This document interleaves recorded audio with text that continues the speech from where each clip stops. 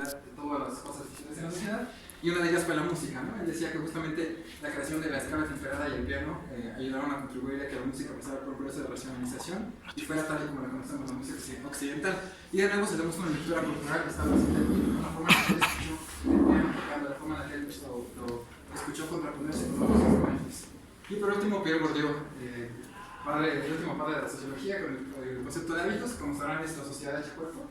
Las estructuras objetivas de los campos internalizadas e interiorizadas también tienen una dimensión corporal que llama exis, es decir, la forma en la que hablamos, la forma en la que caminamos, la forma en la que gesticulamos, todo eso también es condicionado por el entorno y por las estructuras objetivas de donde estamos desenvolviéndonos, ¿no? Son como las primeras aproximaciones del cuerpo en teorías grandes sociológicas para que vean que no es algo nuevo, ¿no? Por favor. Aquí tenemos una representación corporal de las más conocidas, que también se ha hecho, yo creo que parte de la cultura popular. Por eso me pareció muy buena para ilustrar lo que es el cuerpo, ¿no? El hombre de Vitruvio.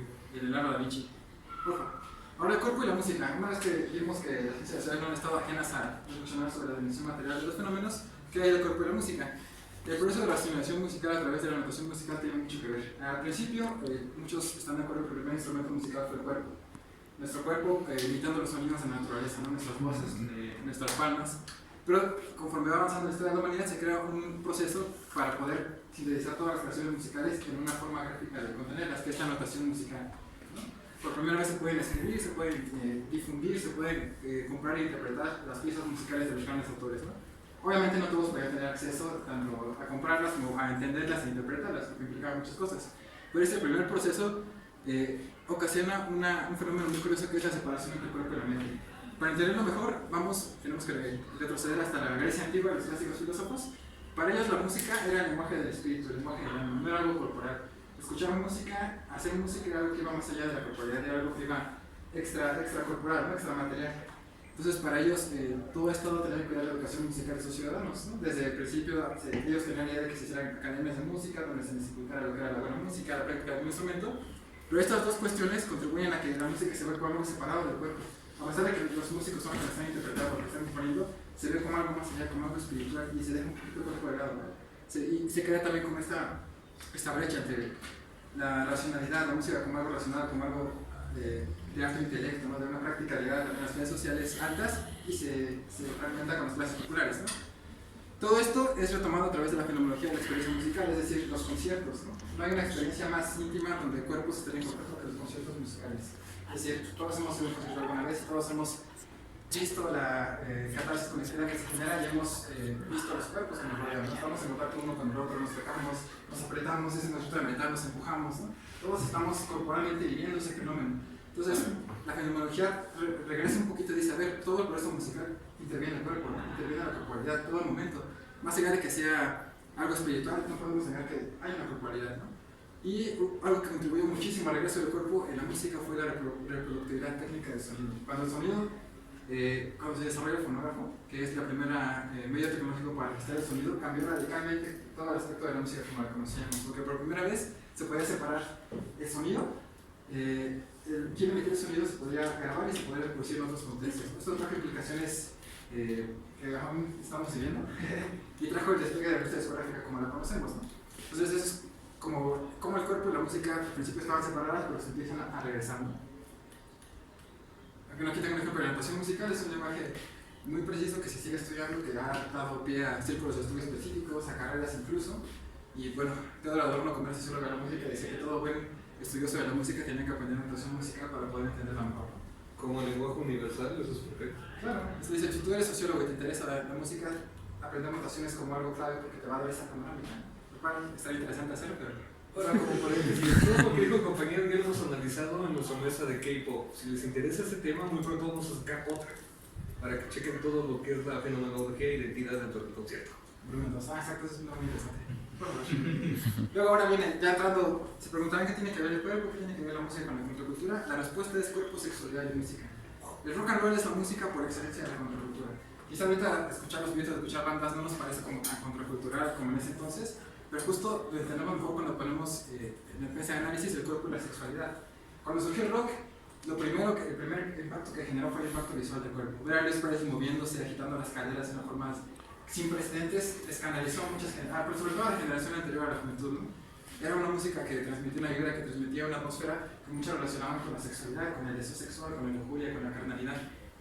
Entonces, desde ese sentido, el rock surge también como para cuestionar los esquemas corporales vigentes y proponer un nuevo acercamiento al cuerpo, un acercamiento basado en el sexo, el autodescubrimiento, en la exploración, y que justo con las sustancias psicodélicas tuvo como un mayor énfasis, ¿no?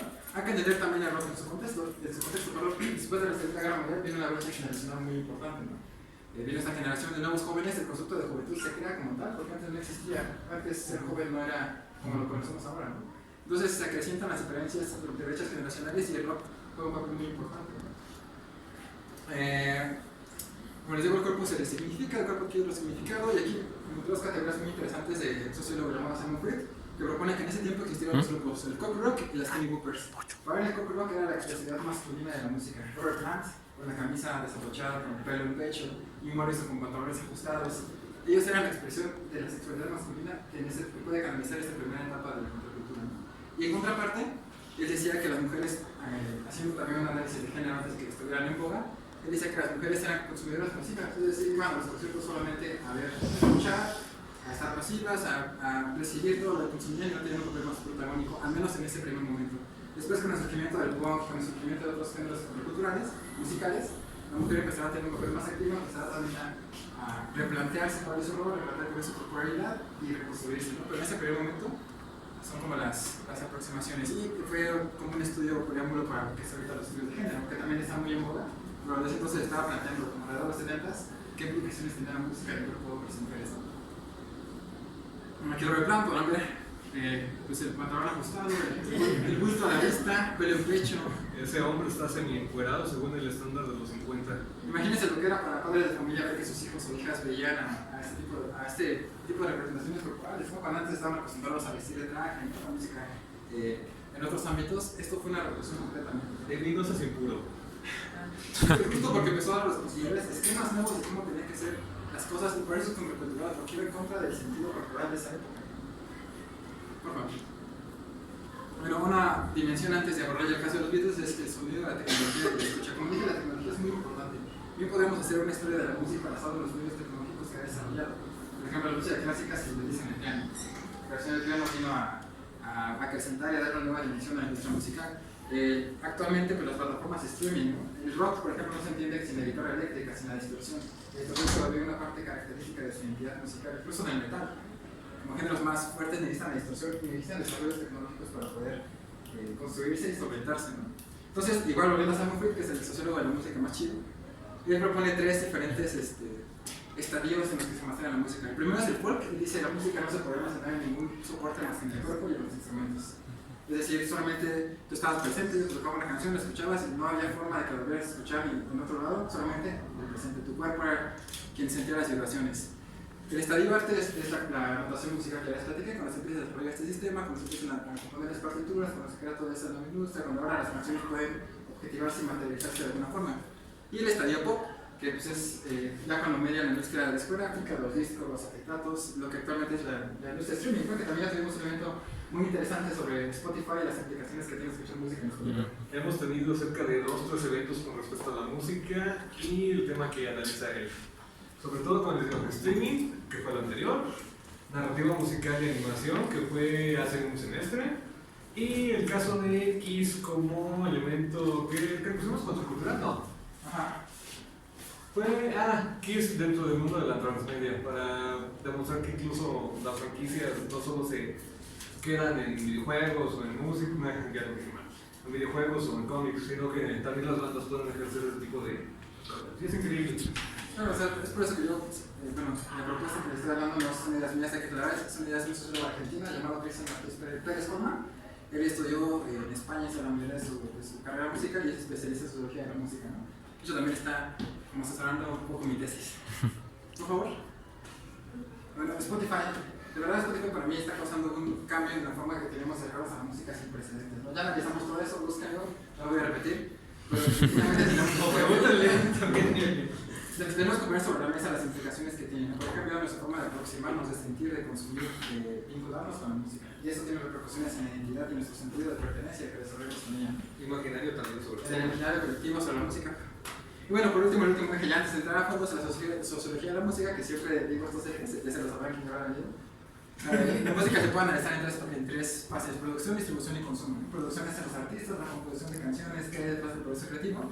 Distribución, cómo esa obra que ellos componen llega a los usuarios, a los consumidores a través de la industria cultural, de la industria discográfica. Y el consumo, cómo nosotros nos llega esa canción, ese disco y lo consumimos, ¿no?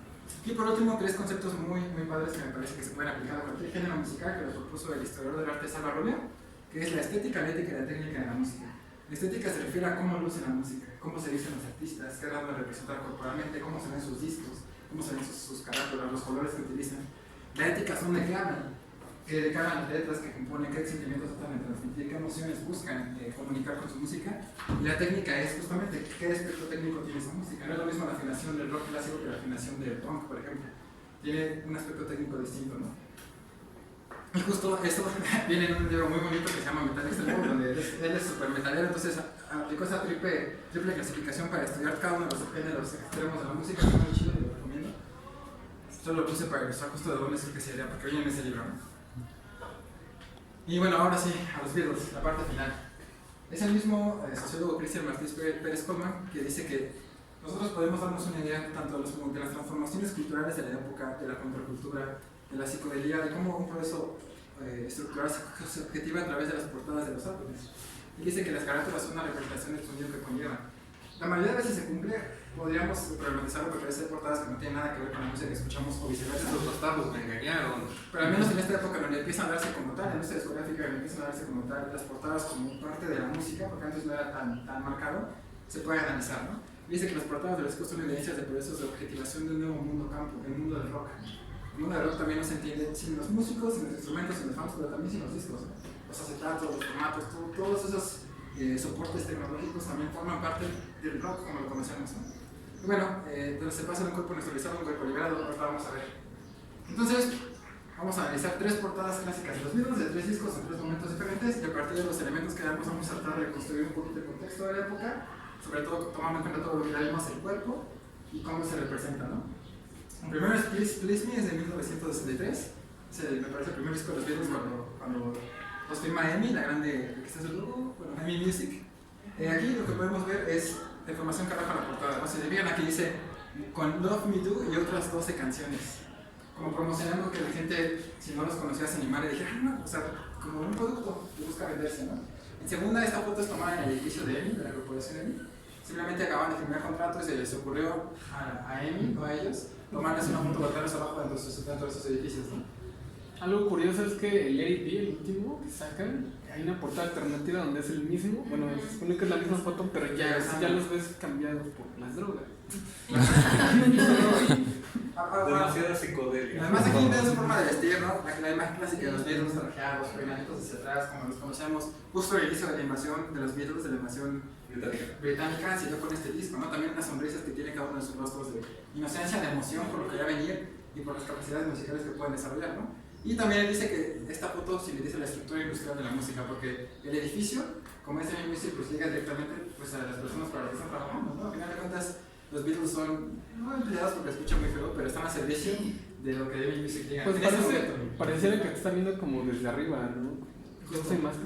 Mira, es como contraste el tamaño del edificio con lo que son ellos. Podemos hacer incluso una lectura de todo lo que representa la industria musical y lo que representaban ellos en ese momento. Cada uno era lo que conocemos que eran los Beatles. ¿Vas a decir algo? Semiótica de la portada. Es un análisis muy bonito.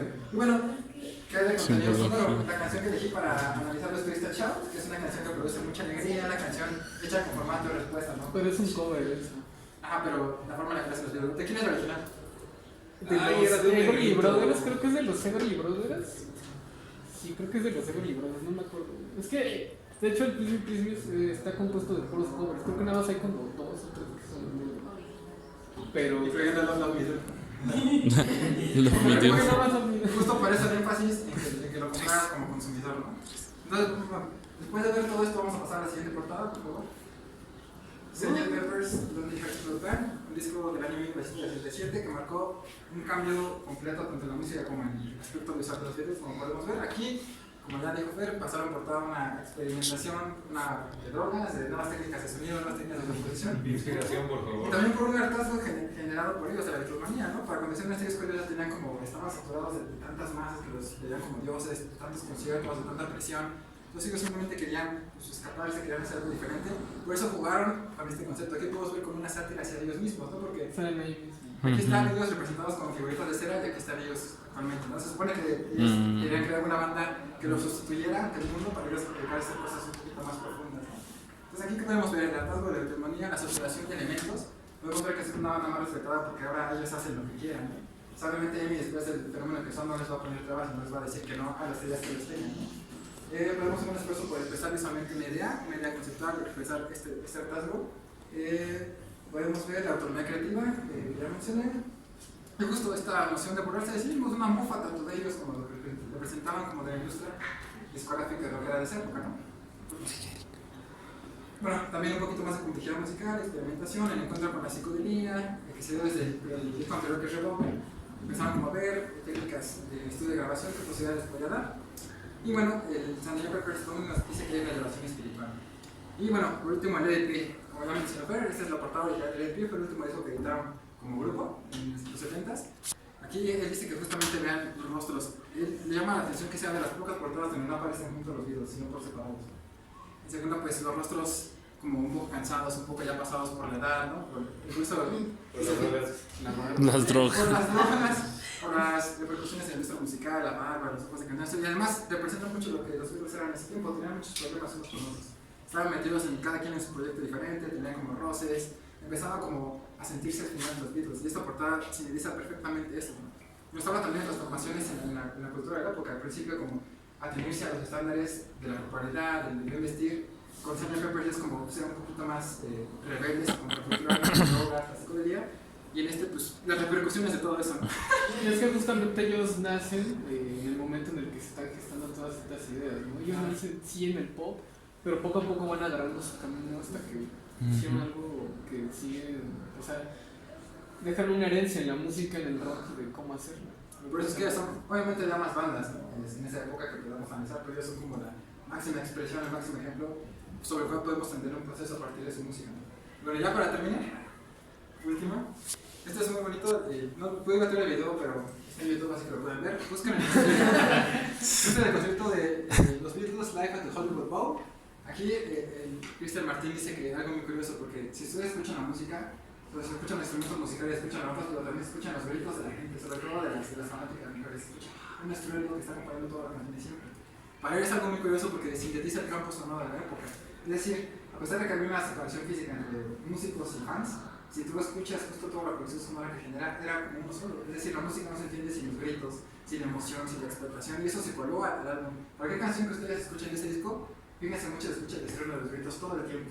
Incluso los Beatles decían que les costaba trabajo estudiar sus propios instrumentos cuando estaban en ese concierto, porque era tanto lo que generaban que se volvió como un elemento más de su música. Y eso es muy padre porque nos ofrece una forma de analizar también los conciertos, no solo desde el encuentro corporal, sino también entre el encuentro sonoro, los sonidos que generan los fans, cómo se sintetizan con los sonidos que generan las bandas musicales. Esto abre las puertas para una sociología del cuerpo, una sociología del sonido y una sociología de la música. Y bueno, ya para cerrar, ahí está por favor, la bibliografía, la geografía. Si les interesa, las hago llegar por la página. Es todo lo que dije está contenido en su tesis doctoral y en este concepto de campo sonoro. Y ya, sería todo. Gracias. Él es el experto en cuestiones de imaginario y música, tanto con interpretación e identidades. Mi teoría empezó técnicamente con su imagen, y técnicamente ellos fueron mitos en sí mismos. Actualmente muchas de las bandas siguen esa fórmula que no precisamente es de ellos, pero ellos sí la consideran bastante. Lo único que le puedo rescatar de Amy, que le puedo decir con respecto a eso, es eso, la capacidad de la música de instaurar todo un legado. Y como dato curioso, si actualmente ubican la hora de los Beatles en Universal Stereo, antes se llamaba de diferente manera. Era el Club de Pedro Infante. Y era el velador de Pedro Infante. Bueno, contracultura y medios superiores, el caso de Batman.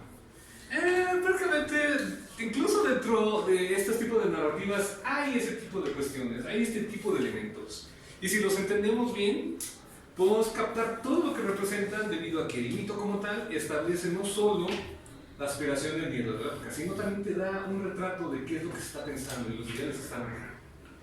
Dicho eso, como les repito, este proyecto se concentra en el estudio del imaginario y cómo es que opera la sociedad, mitología.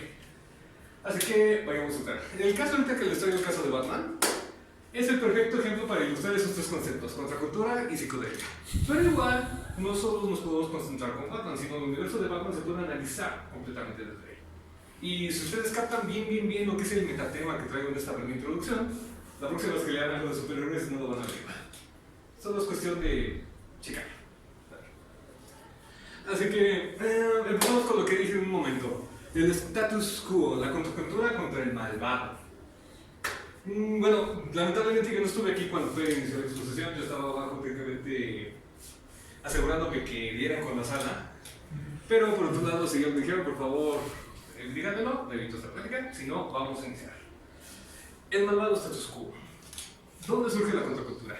¿Qué es exactamente contracultura? Si lo separamos, contracultura. ¿Qué es la cultura? Lo que hay, lo que existe, lo que se cultiva, lo que surge.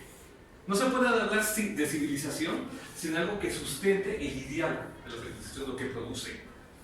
Dicho algo que puede ir incluso de la mano con lo que expuso él. Cualquier obra humana tiene un significado, por ende, tuvo un propósito y no salió de nada. Eso, ¿cómo lo podemos manifestar? Entendiendo el entorno. Ahora sí que si quieren profundizar más de eso, mientras de sociología tenemos mucho material acerca del respecto. Pero dicho eso, entonces, ¿qué es el status quo? El status quo es el orden de las cosas.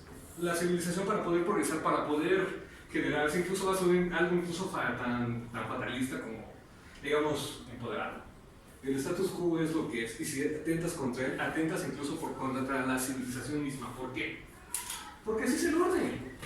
Y es donde se basaron los positivistas para empezar a decir orden y progreso. Pero, ¿qué pasa a partir de ahí? ¿Qué pasa si no me gusta lo que estoy viviendo? ¿Qué pasa si necesitamos un cambio? Y vamos a partir de eso. Contracultura. No me gusta lo que estoy presenciando. Es cuestión de presenciar algo, de impulsar algo, generar un cambio. Claro. Curiosamente, el personaje que más lo representa de Batman pues, se explica solo. Y en todas sus versiones dan lo mismo. Aquí tenemos una versión del cómic de los 50-60, el periodo de plata, donde el Joker técnicamente asesina a Jesús. Asesina al orden, a la esperanza. Aquel compañero de Batman, aquel seguidor, discípulo de la razón, cuando es de decir, ok, no me gusta lo que estoy viviendo. Y no me importa, lo voy a alquilar. Es un pensamiento de la época que incluso va de la mano con el espíritu que muy pronto se va a descubrir. Lo que fue el verano del 68. Se le impuso un joven. También por otro lado tenemos otra representación del status quo con el Joker de Jack Nicholson, el Joker mafioso. Aquel elegante, aquel persona sofisticada, pero de todas maneras quiere romper con lo que está pasando, quiere un nuevo orden. Y así sucesivamente podemos ir analizando el Joker en todas sus versiones, incluso la más icónica, la de Heath Ledger, el Joker anarquista, el que quiere romper con el estatus sí o sí, y tuvo seguidores. La contracultura no se puede entender sin sus seguidores.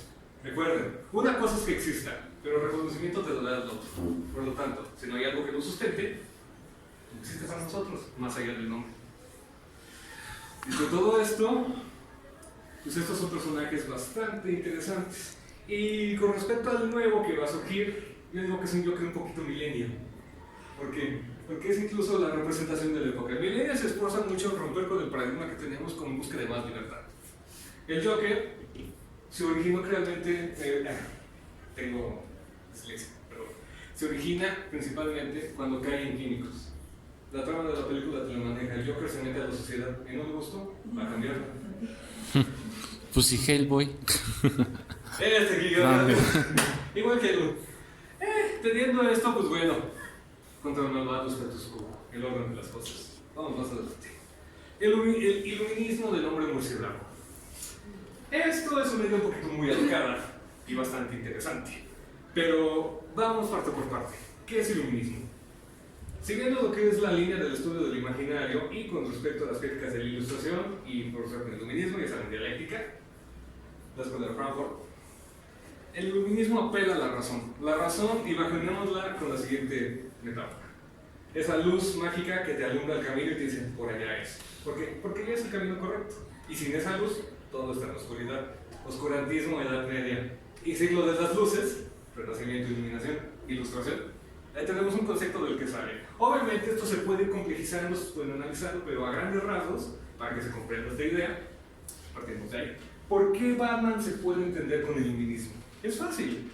Batman es el arquetipo de la razón pura, el máximo exponencial humano. Batman es humano a fin de cuentas. Pero es un humano que a base de recursos, tecnología y aplicación constante, entrenamiento y disciplina, es capaz incluso de derrotar a los dioses, de gobernar si él lo desea, o incluso de velar siempre por el bien. 3 ejemplos básicos de 3 arcos argumentales diferentes. Injustice, Batman Doom, que es cuando se rebela contra la Liga, y The Brightest Light, cuando se unen las linternas blancas para asegurar el orden del universo. Batman como tal puede ser una representación del espíritu aspiracional humano, de aquello que quiere defender el status quo, de la razón. Pero a veces incluso digamos que la razón está incorrecta. No hay verdades absolutas, solo verdades. Viendo todo esto, dale. Entonces podemos apartar. ¿Cómo se llega al iluminismo a partir del punto, a partir de todo lo que apela a la contracultura, que incluso tiene fuertes bases en ese tipo de filosofía? El superhombre de Nietzsche. Y Batman no solo es el representante del superhombre como tal, sino dentro de sus enemigos se puede ver ese tipo de construcción. Aquel que vela por la emoción humana, aquel que está en contra de la emoción humana, aquel que vela por un estatus nuevo, aquel que viene con la defensa de las cosas. Tenemos aquí a 3 representantes y tiene mucho que ver con la historia del superhéroe tal cual, el estatus quo defendiendo la contracultura como tal. Ra's al Ghul, aquel que quiere romper con toda la podredumbre que tenemos ahorita e instalar un nuevo orden que técnicamente sea correcto. Y además es de Oriente, ¿no? Sí, porque recordemos que es una alegoría incluso de cuando salió la invasión musulmana a España y todo el humanismo que trajo consigo por los conocimientos de la antigua Grecia, cosa que el oscurantismo había perdido. Es más o menos lo que puede tener en eso. Como pueden ver, la construcción no es tan nueva, pero hay exponentes, hay por los que decirlo. Como tal, hay una parábola que hace mucho salió, cuando fue el 75 aniversario de Batman, donde te habla del hombre y el abismo. A partir de que Batman puede ver al abismo, puede ver sus miedos, puede ver todo lo que representa, él dice, ya no más, yo quiero pelear contra todo eso, renunciar a todo lo que puedo como hombre, para poder incluso mejorarme. Es una aspiración al humano, y créeme, si abres Facebook, vas al mundo de los lamentos, hay muchos dialogando en ese sentido. Pero, es lo que representa incluso la metáfora de ciudad gótica y la luz, el iluminismo de Batman frente a una ciudad gótica. Si analizamos incluso Superman, es toda la contraposición, pero no es la mesa de Superman. Si digo todo eso, vamos con Deathstroke. Otro gran superhombre, otro supersoldado alterado. No, regresa Deathstroke, ¿qué pasó? Superhombre alterado. Incluso si sigue en su línea argumental, ellos los eran aliados y se enfrentaron contra él. Él es el heredero de él también es el heredero. Vamos de la siguiente manera. Ra's al Ghul, como el perfecto exponente del superhombre contracultural, ya vio a 2 posibles candidatos. Otro posible tenemos a Bane, el arquetipo latino contracultural. Si analizamos bien su historia, Santa Prisca, drogadicto, de una república bananera, a base de estudios, práctica y disciplina, es incluso de quebrar al mismo murciélago. Otro tipo de contracultura cultural, contracultura civilizatoria, que fue bastante popular en lo que fue el boom latinoamericano de los 50, 60, ¿sí, no? Por ahí. De hecho, bueno, todo esto es un resumen de cosas que ya he presentado antes. Se los digo ahorita rápido, pero si quieren profundizar en este tipo de cosas, pues adelante, podemos preguntar y ya les digo para dónde. Después de eso también tenemos los discípulos de la razón iluminística, que como tal dicen, ¿no sabes qué? Yo no quiero seguir tus pasos, yo tengo mis propios ideales, yo tengo eso. Dentro de la contracultura hay incluso contracultura. Si analizamos incluso esto con otro concepto que va de la mano, el contrapoder, lo podemos entender de la siguiente manera. Dentro del contrapoder no hay orden, son pequeños núcleos que se forman en una red. Y a partir de eso, como no hay orden, como no hay un estatus, podemos ver diferentes revueltas y es por eso que no se pueden aglomerar. teoría. Y la práctica es lo contrario, pero van de la mano. Todo esto ya lo hemos analizado, de hecho, si quieren profundizar en este punto, se va a tocar en el siguiente seminario, donde hablemos de narcotráfico y guerras. Pero de eso les doy más información al rato. Como tal, bueno, ya tenemos esa cuestión del feminismo, como de tiempo. Ok, ¿nada más? También tenemos, ok, ¿qué pasa ahora incluso con otros elementos dentro de la cultura de Batman? Todo esto, como pueden ver, son seres que atentan contra el estatus, seres que lo quieren romper. Recuerden que la contracultura, un pequeño informe, un pequeño dato, es que no puede ser pasiva. Tiene que ser reaccionaria. Tiene que estar ahí, tiene que golpear, tiene que casi decir, oigan, mírenme, esto está mal, algo está mal, hay que cambiarlo. Y si no, hay que quebrarlo. Es el espíritu de toda revolución. Tenemos los representantes aquí en el status quo con su guardián, la corte de los búhos. Harvey Dent, aquel que defendió el orden hasta que el orden lo traicionó. Incluso es parte incluso de lo que fue el Joker en sus mejores momentos. El hombre calendario, siguiendo el status quo, vamos a romper según sus fechas y celebridades o celebraciones. O inclusive Máscara Roja.